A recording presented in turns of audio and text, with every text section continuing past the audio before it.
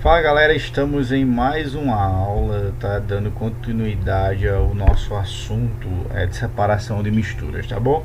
E nós começaremos hoje por decantação, tá bom? A decantação ela pode acontecer de dois tipos. O primeiro tipo é quando eu relaciono um sólido de um líquido, tá bom galera? A fase sólida decanta, ou seja, é depositada ou sedimentada, ela fica na parte de baixo, tá bom galera? Olha aí. Um exemplo interessante: se eu misturo, por exemplo, areia, o barro e água, eu vou ter uma água barrenta. Mas se eu deixar por alguns minutos essa solução dessa água barrenta em repouso, eu vou ter que esse sólido vai se depositar na parte de baixo. Então aconteceu aí uma decantação. E para separar esse sólido que está embaixo da água que está em cima, eu posso virar com cuidado um recipiente, né, para retirar só a parte de cima, ou posso utilizar um sifão, onde a gente usa a diferença de gravidade, onde um recipiente fica em cima e outro fica embaixo, e eu retiro o líquido todo, né, e deixando só a parte de baixo sólido, tá bom? O outro tipo, galera, aí a sifonação, né? O outro tipo que eu posso falar para vocês é aí, ó, a separação pela decantação, só que de líquido e líquido. Nesse caso eu vou ter, o que vai reger isso é a diferença de densidade entre esses líquidos, tá bom? Eu posso pegar um líquido que seja mais denso do que o outro. Esse líquido mais denso vai se depositar na parte de baixo. Eu tanto posso separar também com a sifonação, como eu expliquei, ou posso usar um funil de bromo ou um funil de decantação, né? A gente utiliza muito esse funil de decantação no nosso laboratório, tá? Onde a gente vai abrindo ele aos poucos e vai retirando só a parte do líquido de baixo, né? Então, se a gente mistura, por exemplo, óleo com água, nós vamos ter que o óleo vai ficar na parte de cima e a água vai ficar na parte de baixo, né? Por causa das diferenças de densidade. Beleza, gente? Então essa é a decantação, bem fácil, né? Vamos adiante aí, ó. Nós temos a centrifugação. Para isso, gente, é uma decantação também, só que acelerada. Nós vamos utilizar uma força chamada força centrífuga. Essa força, ela é dada pela rotação. Quando nós fazemos um sistema de rotacional, em cima daquele sistema vai agir uma força chamada força centrífuga. Né? Se você está num carro e esse carro está fazendo uma curva, né? Essa curva faz com que você seja, se dependendo da velocidade, seja empurrado para fora da curva. Essa força que te empurra para fora da curva é chamada força centrífuga.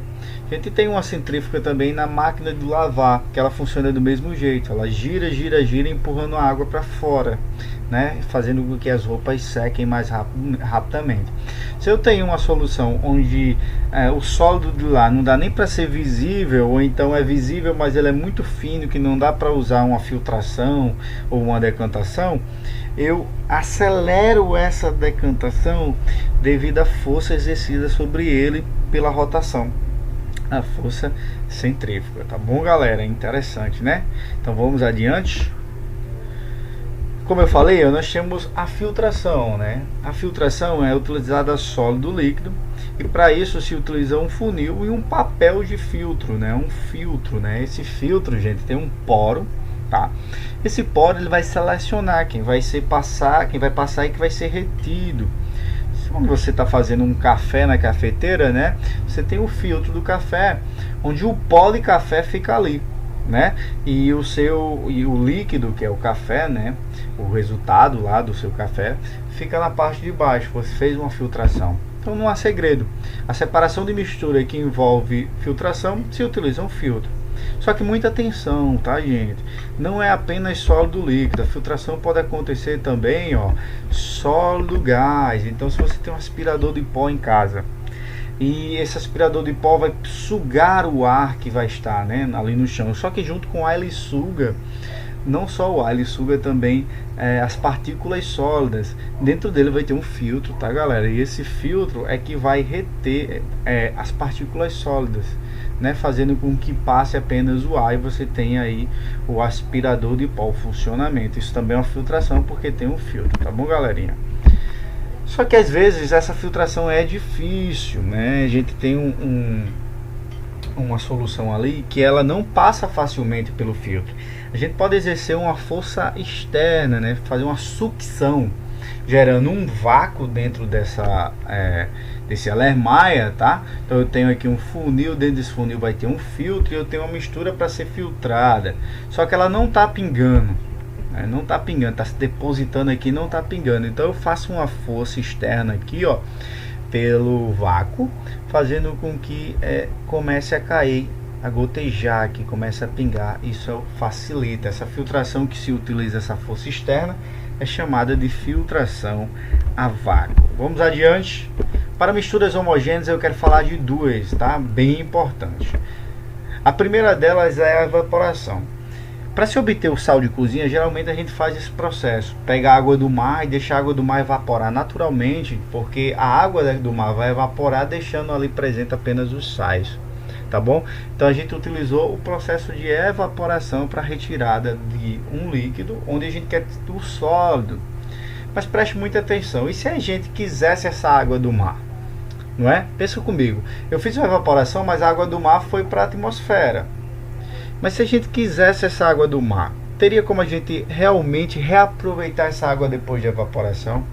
Tem pelo um processo que a gente chama de destilação, tá bom, gente?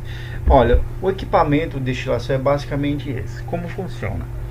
Eu tenho aqui um balão volumétrico, um termômetro, um condensador e um Erlenmeyer. Beleza, galera? Essa é a formação desse equipamento de destilação. Então eu tenho aqui dentro, vamos supor aqui como exemplo, água e sal.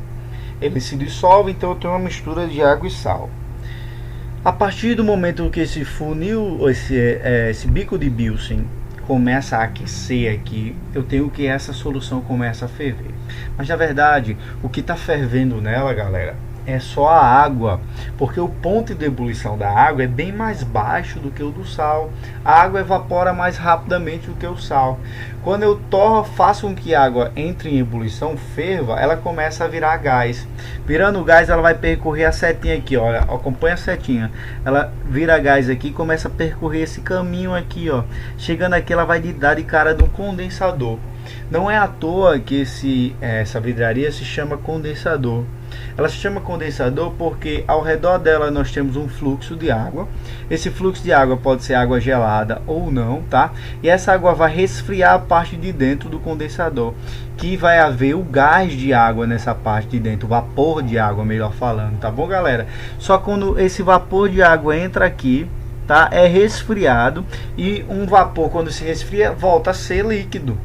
E ele cai aqui na forma de líquido. Só que aqui eu tenho certeza que é apenas água. Por que é apenas água? Porque o ponto de ebulição da água é bem mais baixo do que o ponto de ebulição do sal. Então eu acabei separando. No final disso eu vou ter sal num lugar e água no outro lugar. Galera, olha que interessante. Existe uma destilação também muito famosa, chamada destilação fracionada. Essa destilação já é uma mistura de líquidos. E esses líquidos que estão misturados ali, eles podem ter ponto de ebulição e tamanho diferente. Então vamos supor que eu tenho uma coluna de fracionamento aqui, que essas bolinhas que estão aqui vão ser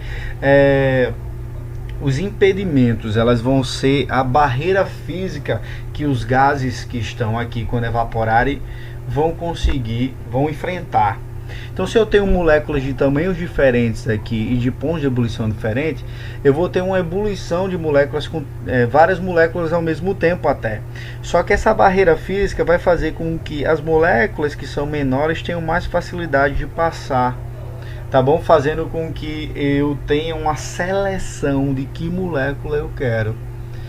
Daí para frente é o mesmo procedimento da destilação simples. Mas esse processo é tão importante, que a gente observa ele na separação de cada subproduto do petróleo. Então essa aqui é uma coluna industrial de petróleo, uma torre, né? E ela é separada com temperaturas diferentes. E cada espaço dessa vai reter uma molécula de tamanho diferente. As moléculas maiores, elas vão ter dificuldade de passar, até porque seus pontos de ebulição são maiores. Então elas vão ser retidas na parte de baixo. Por exemplo, moléculas grandes são os resíduos e as parafinas. Olha. Depois vem os óleos lubrificantes, óleo combustível, querosene e gasóleo.